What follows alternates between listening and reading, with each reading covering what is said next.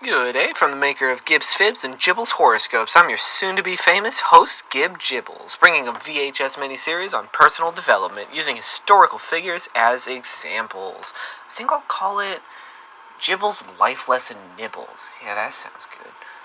Now, without further ado, I bring you episode 1 of the Shinsengumi and some Shinsen Oopsies. Firstly, let's open up with a little bit of context, shall we? I expect you to know about as much as the average American, after all. We start in Japan in 1863. The emperor is basically a puppet for the shogun, and the caste system is still in full force. Only samurai families can have samurai, the way God intended. But then, after like 200 years of peace, the US comes in and says, "Hey, why are your borders closed? That's not very democratic or freedomful." And makes them open their borders. The shogun lets it happen like a pansy, but the emperor tells America to sod off, even though he can't really do that. But because everyone's raised to worship the emperor, they riot. It's just as Sun Tzu says, all war is deception. There's so many threats, the shogun lets regular people become samurai if they promise to protect the shogun and the capital city, Kyoto. The Shinsengumi is mostly made up of these lowborn peasants doing that.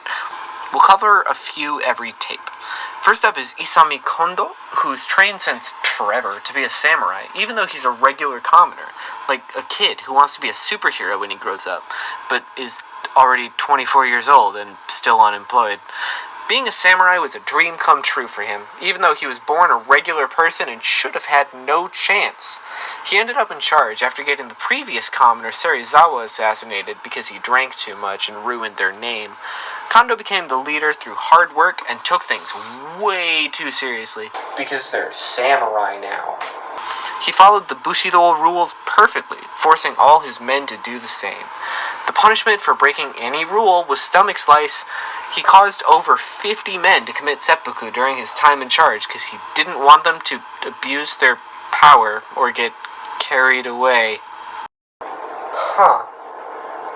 Anyway, at least he was good at his job? Until he was eventually killed like a common criminal for treason. Didn't even get to die like a samurai, it was just beheading. Don't be like Kondo, have realistic goals. Today's other focus is Hijikata, Kondo's right-hand man. He was way cooler. He talked about wanting to leave the group, which was also punished by death, because he wanted women he just met, even though he was already engaged. He also wrote, honestly, garbage poetry, like not good at all, but he kept doing it anyway. He even published a book so people could keep hearing it after he was gone. He committed to his passion, and it stuck. Way after his death, we can still read it.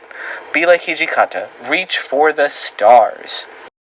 Anyways, after like 6 years and a bunch of really cool missions that'll be on another tape you can buy, the emperor says, "Nah mate, I'm on a new groove, this is my country," and starts the Boshin War, eventually winning, taking down the shogunate. Now the shogun's personal police bros went from the good guys to the bad guys.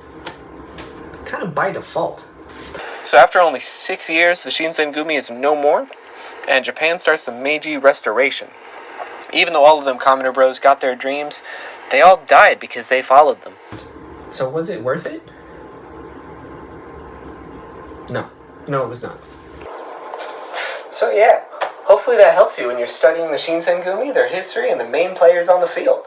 Be sure to buy more of my Shinsen Oopsie VHS tapes of the full story and character analyses, since otherwise, I'll starve to death. And remember what we learned today. Only be yourself if you're cool.